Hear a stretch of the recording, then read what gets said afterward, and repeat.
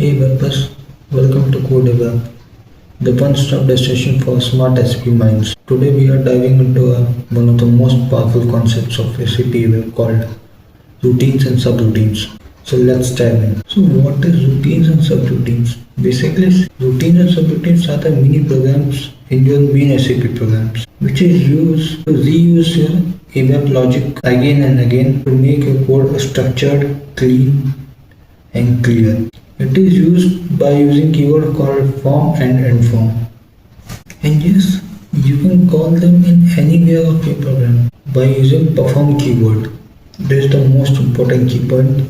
And you know why most of the developers use these subroutines and routines? No, I'll tell you. Because of better maintenance, easy to understand, easy maintenance, and code reusability. And the large code, definitely the performance also optimized. If you found this video helpful and knowledgeable, do like, share, comment and subscribe the channel. Hit the bell icon for more videos, and every week these type of videos are also coming.